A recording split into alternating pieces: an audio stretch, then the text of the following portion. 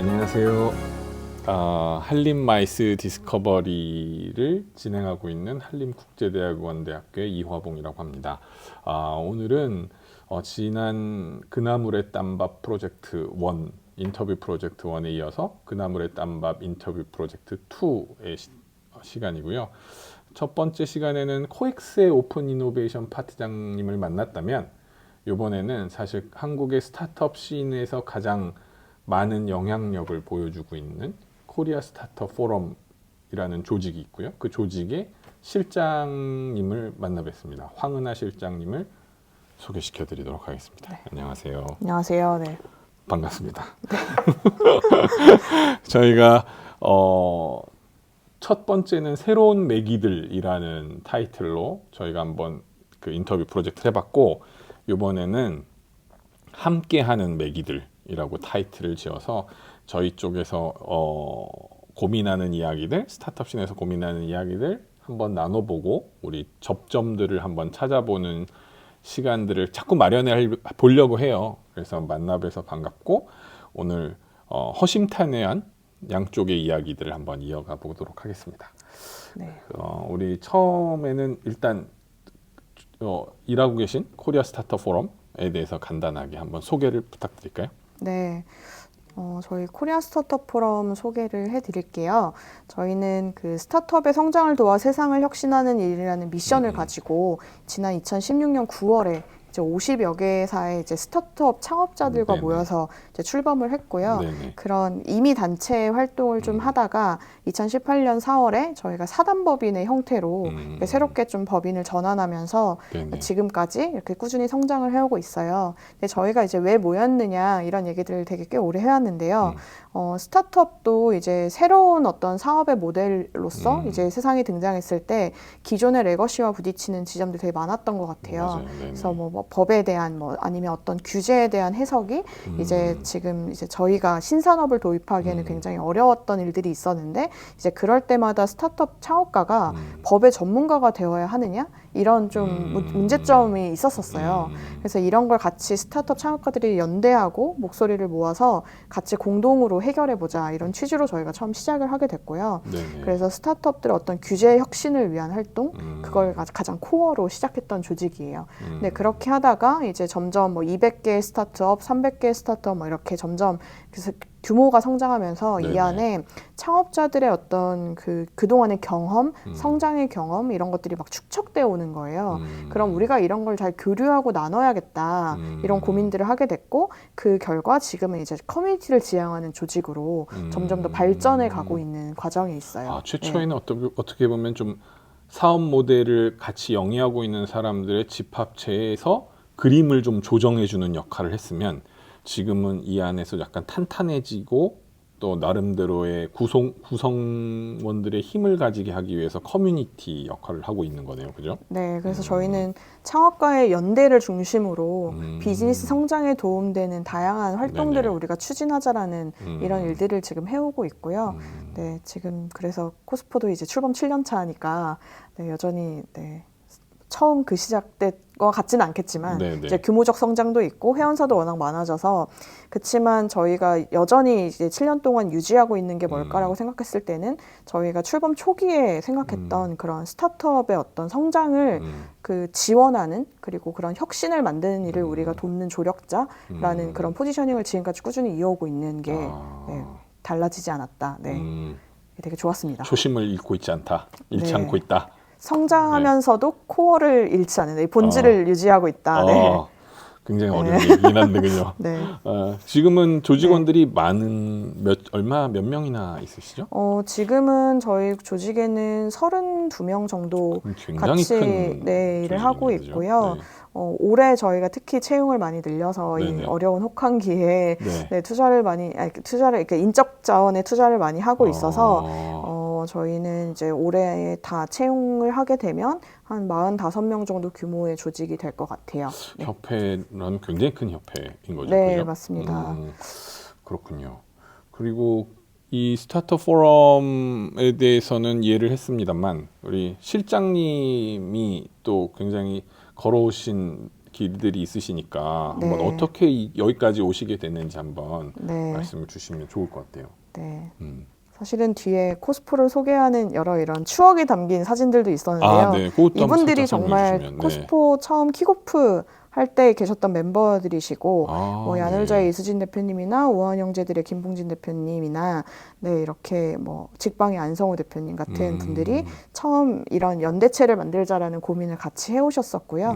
네, 그런 결과 지금의 저희 코스포가 생겨나게 됐고 이제 아까 말씀드린 2,550개사의 네네. 2,050개사의 회원사들은 이런 구조를 가지고 있어요.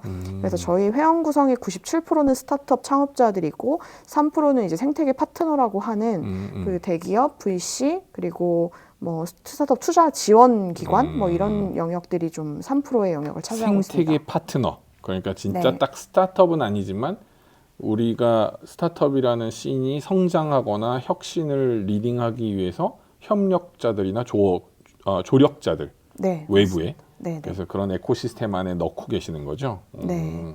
같이 네네. 함께 힘을 모으고 있습니다. 네네. 저희도 오늘 타이틀처럼 함께 헤엄치고 있는 네, 그런 중이고요. 맥이들인지 모르겠으나. 네, 네. 네.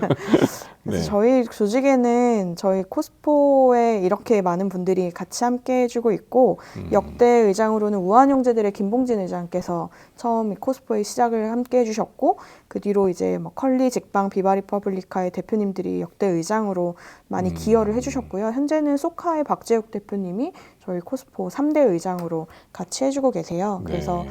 여기에 이제 어떤 구성원들도 다 창업자들로 운영진이 꾸려져 있고요. 네네. 그 파트너로 또 저희 팀 코스포 스태프들이 한 지금 32명 정도 같이 일하고 있습니다. 그래서 여기까지 이제 저희 조직에 대한 좀 이런 소개들을 이제 네네. 드리면서 저희가 하는 일을 다시 한번 이제 리마인드 하게끔 이 네네. 장표를 만들었는데요. 저희는 사실 저희의 목표가 뭘까 이런 고민을 많이 했어요. 근데 저희는 스타트업 하기 좋은 나라를 만드는 일이 우리의 결국 목표일 거다. 스타트업 하기 좋은 나라. 네. 네네. 그러기 위해서는 비즈니스 환경 개선이 이루어져야 하고 네. 그 창업가와 생태계 커뮤니티들이 잘 끈끈하게 연결되고 고도화되어야 하고 또는 스타트업의 역량을 도와줄 수 있는 다양한 뭐 저희의 프로그램들과 네. 그리고 또 글로벌로 더 큰 시장으로 진출할 수 있게끔 촉진하는 일들 네네. 그리고 그 안에서 이제 창업가들을 더 존중받게끔 하는 저희 어떤 사회적 인식 제고의 역할까지도 저희는 이 미션을 가지고 했었을 때 비로소 스타트업 하기 좋은 나라가 되지 않을까 네, 이런 상상을 하고 있습니다. 와, 미션이 엄청 멀티한데 네. 이게 다 달성될 수 있도록 네. 노력을 하고 계신다고 소문은 엄청 많이 들었습니다. 아, 네, 열심히 하고는 있고요. 네. 근데 여전히 뭐 제가 특히 또 뭐 말씀드리겠지만 코스포 초기부터 네, 네. 같이 했던 그 스태프 멤버여서 네. 쭉 지켜봐 왔는데 그 2016년도에 했던 이야기, 그런 규제와 어떤 어려움의 이야기가 지금 그 영상을 다시 한번 플레이해도 되게 동일하더라고요. 그래서 그런 부분에 있어서는 더 시간이 맞아요. 많이 걸리고 맞아요. 어떤 사회의 제도를 변화시키기에는 아직 뭐 저희가 더 많은 노력을 해야겠다라는 생각을 하면서 그렇지만 누군가는 그 더 다음의 미션을 향해 가야 하기 때문에 저희도 결국 그 대한민국이 스타트업하기 좋은 나라가 되어서 어떤 사회적인 성장도 이루고 기업들이 더 경영하기 좋은 문화도 만들고 네네. 네, 그런 걸. 제가 마이스업에 관련된 무슨 총회 비슷한 데를 얼마 전에 갔었는데 네. 저도 17, 18년 전에 들었던 문제 인식이 아직 동일하게 남아 있다는 걸 느꼈어요. 근데 네. 이거는 제가 보기에는 그래서 자체 내로 그 규제나 이런 거를 바꾸거나 내지는 어떤 거버넌스를 바꾸거나 이런 게 쉽지가 않더라고요.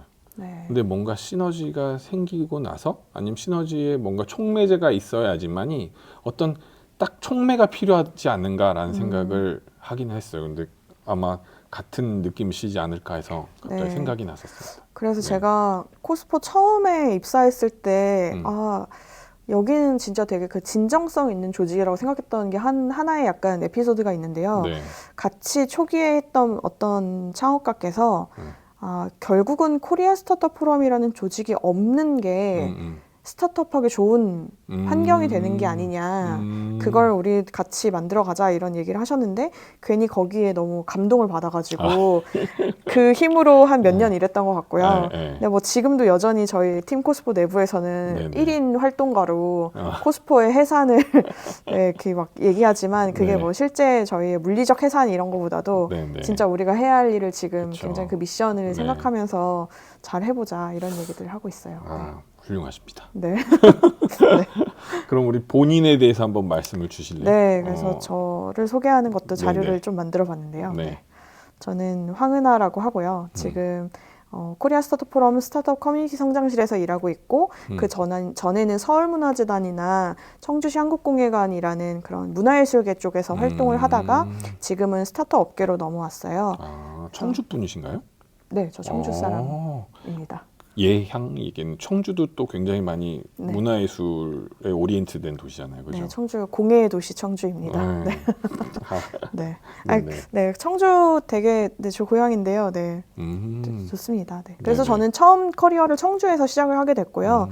청주에 마침 또 제가 전공한 그런 공예를 테마로 하는 그 공예 비엔날레라는 사업 그리고 거기에 있는 공예를 전문으로 하는 미술관이 있었어요. 네네. 그래서 거기서 첫 번째 커리어를 시작하게 됐고요. 네. 그래서 사진으로 간단히 준비해봤는데 저는 그 2010년도에 청주시 한국공예관이라는 미술관에서 이제 그 교육 프로그램 그리고 네네. 뭐 시민 아카데미 그리고 전시를 서포트하는 그런 일들을 좀 시작을 했었어요. 네. 그리고 그 한국공예관과 이제 같은 조직 내에서 운영하는 청주국제공예비엔날레 조직위원회에서는 그 홍보팀의 이제 스텝으로 같이 네네. 일을 좀 진행했었고요. 그 2009년은 약간 제가 이제 본격적으로 일을 시작한 건 2010년이지만 2009년에는 그 인턴십으로 홍보팀 스텝을 처음 했었거든요. 네네. 그래서 그때는 이제 프레스센터에서 기자분들 응대하고 뭐 저희 뭐 프레스킷 준비해서 그런 거 배포하고 그리고 당시에 막 SNS 이런 거 처음 생겨날 이제 막 활발해질 네네. 때여가지고 그 이제 전시장을 돌아다니면서 뭐 네. 데일리 소재 발굴하고 네네. 막 이런 거 이제 리포트하고 SNS 마케팅도 계속 하시고. 네, 뭐 그때는 이게 막 SNS 마케팅이다 이런 인지를 갖고 있던 건 아니지만 네. 그런 소스들을 많이 찾고 네, 아. 되게 그런 일들을 재밌게 했던 것 같아요. 아, 네. 네. 이런 일들로 저는 처음 이제 이 직업이라는 네네. 일이라는 걸 처음 해보게 됐고요.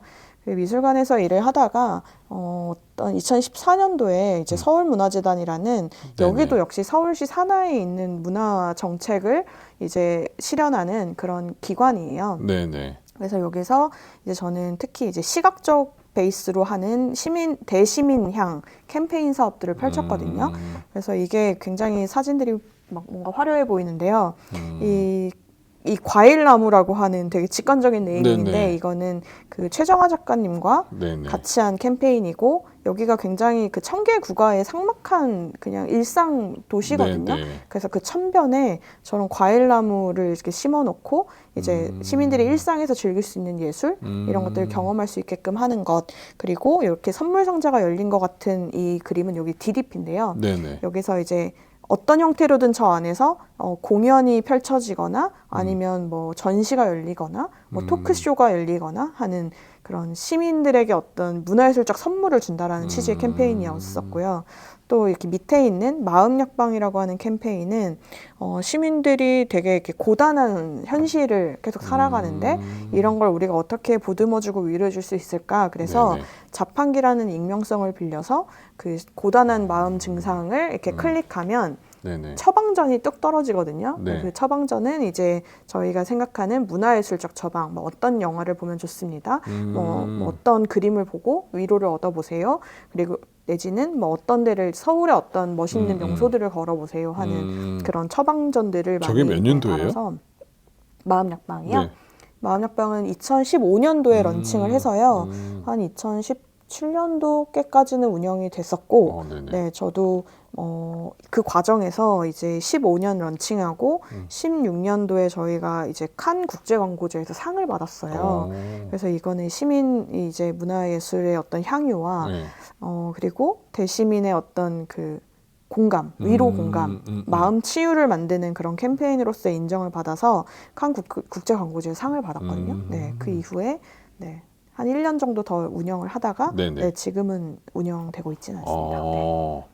그렇군요. 그 다음에는 또 서울문화재단에서 이제 다시 이 코리아 네. 스타트업 포럼 오신 건가요? 네, 그래서 제가 한 번에 그 전환기를 꼭 설명드리는데요. 저는 이제 문화예술 분야에서 한 6년 6개월 정도 일을 하다가 이제 스타트업 신으로 2016년도 11월에 넘어오게 됐어요. 근데 그때 이제 그 계기가 됐던 게 이제 제가 잘 아는 선배가 이제 문화예술에 굉장히 관심이 많았고 축제 베이스로 활동을 하셨던 분이 이제 카카오라는 회사에서 일을 하고 계셨는데 저에게 가끔 이렇게 만나서 조언을 해주실 때마다 이런 스타트업 씬과 IT 업계 좀 더 넓은 세상을 봤으면 좋겠다 그런 조언이 있었고 저도 마침 되게 고민을 많이 할 때였던 것 네네. 같아요. 그래서 어느 정도 한 번에 어떤 전환기를 가졌으면 좋겠다는 생각을 했을 때 이제 그 선배의 조언으로 스타트 네. 업계에 발을 처음 들이게 됐고요.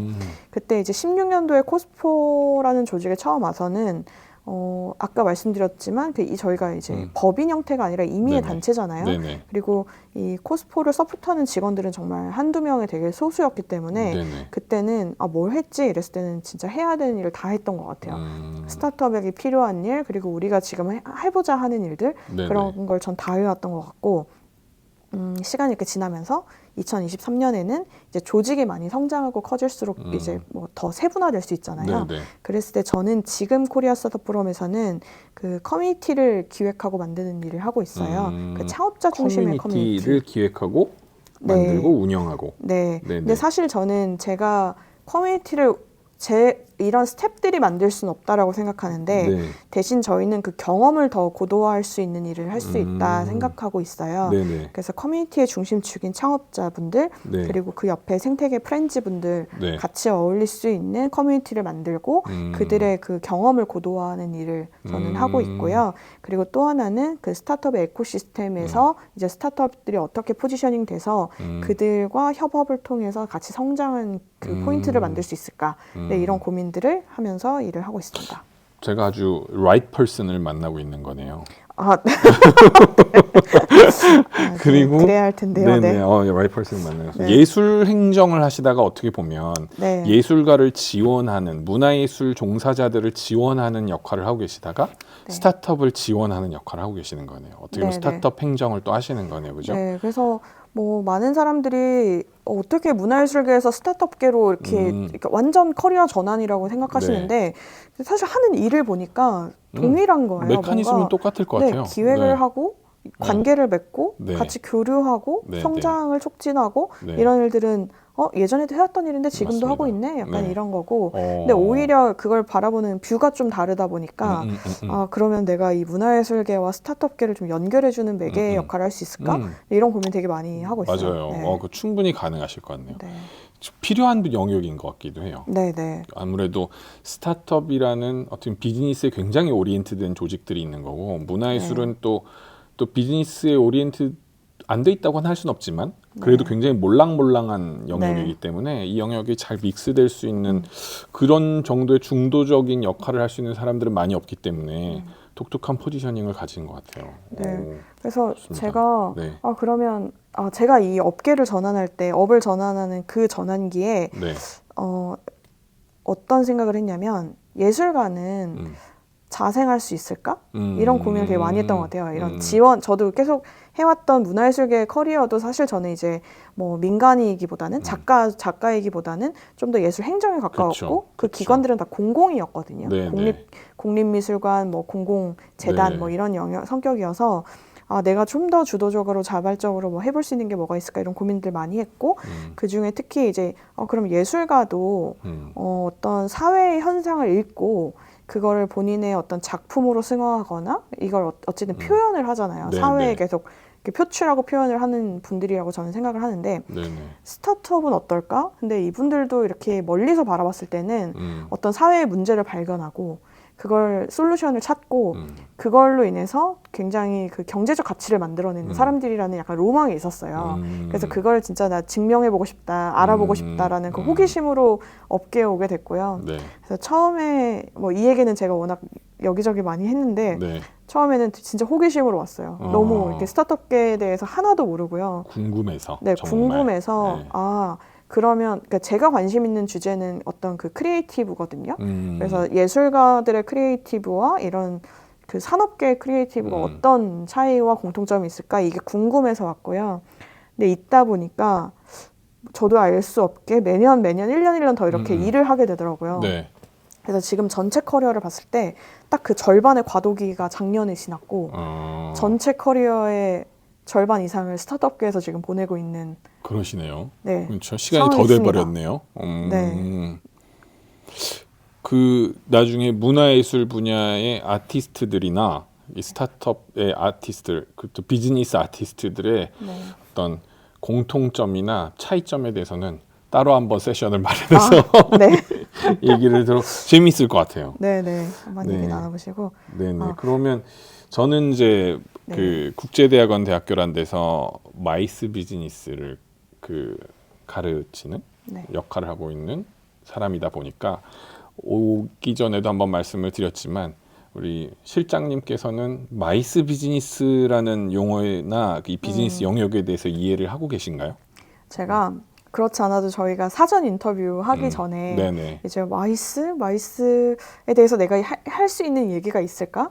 정말 걱정하면서 왔고 그 만나기 전에 이제 네이버에서 모 포털에서 N 포털에서 제가 이제 마이스라는 걸 사전 검색을 해보고 이렇게 왔는데 이런 거기에 설명되는 단어 하나하나들은 내가 경험해봤거나 약간 이런 거구나 하는 약간 느낌표가 있었어요. 그래서 실제 만나보고 이제 이야기를 들어보니 나도 모르게 마이스의 경험이 있었네. 약간 그렇죠. 이런 거. 아까 처음에 설명드렸던 저의 커리어 첫 시작점이었던 그 청주국제공예 비엔날레라는 그곳에서의 저의 경험도 어찌 보면 마이스 안에서 이루어졌던 것들이고 제가 이런 준비했던 것 중에 저희가 하는 일들 제가 그동안 해왔던 뭐 이런 뭐 코리아 스타트업 포럼의 1차 포럼이나 뭐 창업가들의 어떤 파이어사이드 챗 같은 컨퍼런스를 만든다거나 이런 일들도 다 그런 마이스의 영역 안에 있지 않았나? 맞습니다. 그런 생각이 들었습니다.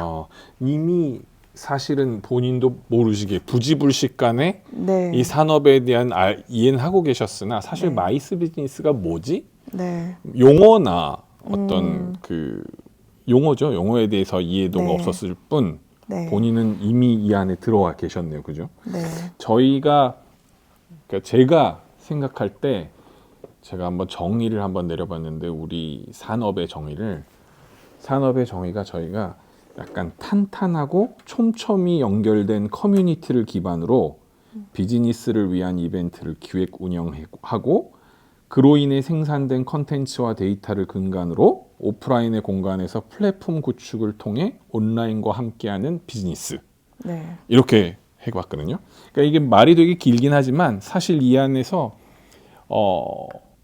저희가 간략하게 정의를 한다기보다 길게 한번 풀어본 거예요. 근데 이 안에서 키워드들이 제가 생각할 때는 스타트업 씬의 키워드들이랑 꽤 많은 키워드들이 겹친다고 생각하는 거예요.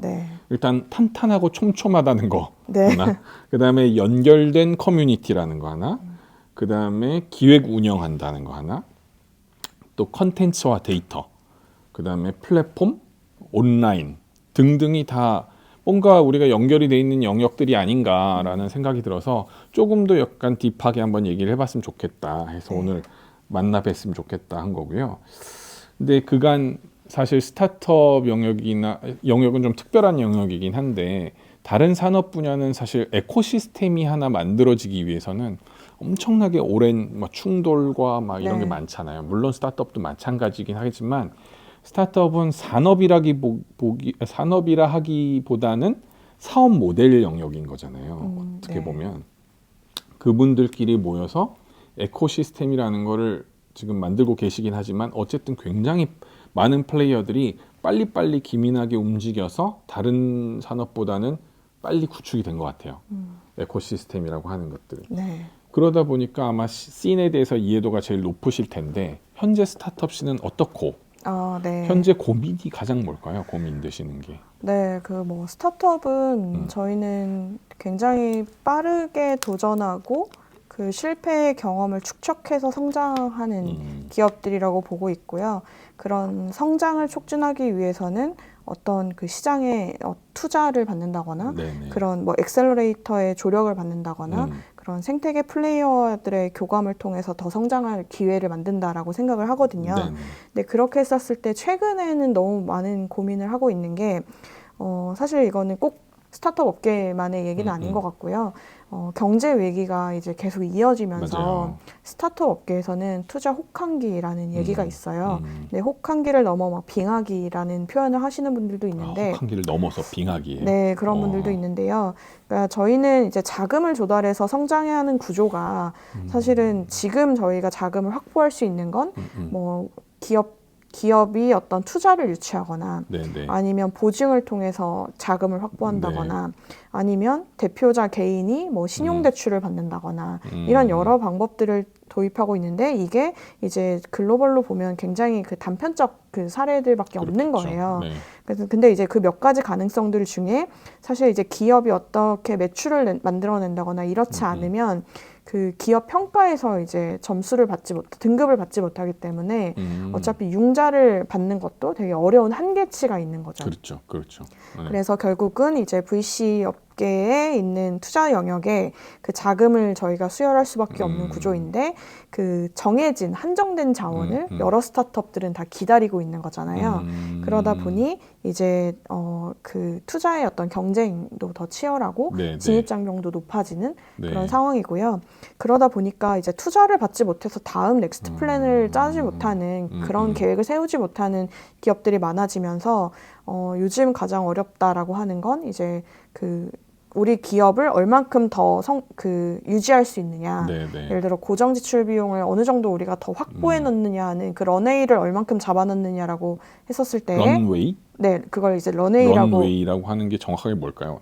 저희가 말하는 런웨이는 네. 예를 들어 기업이 뭐 인건비든 고정 지출비나 계속 통상적으로 나가야 하는 네네. 비용이 있잖아요. 네네. 이거를 이제 몇 년을 유지할 수 있느냐. 뭐 한 그걸 달치 런웨이라고 런웨이가 하는군요. 남았느냐. 네. 6개월의 런웨이냐, 뭐 2달 뭐 이런 식으로 네네. 그 런웨이라는 표현을 하는데요. 그 런웨이를 이제 길게 잡기 위해서는 사실 할 수 있는 건 비용을 줄이고 네. 아니면 외부 자원을 확보하고 이 두 가지 방법이잖아요. 네네. 네, 그랬었을 때 지금 외부 자원 쪽이 막혀버리니까 많은 기업들이 이제 그런 어려움들을 겪고 있죠. 그래서 실제 뭐 구조조정하는 이슈들도 최근에 굉장히 많아졌고 기업의 사이즈를 줄이는 경우도 되게 많아졌고요. 그래서 그게 가장 큰 고민인데요. 이거는 뭐 전반적으로 경제 위기에서 오는 문제여서 네네. 딱 스타트업만의 문제는 아니고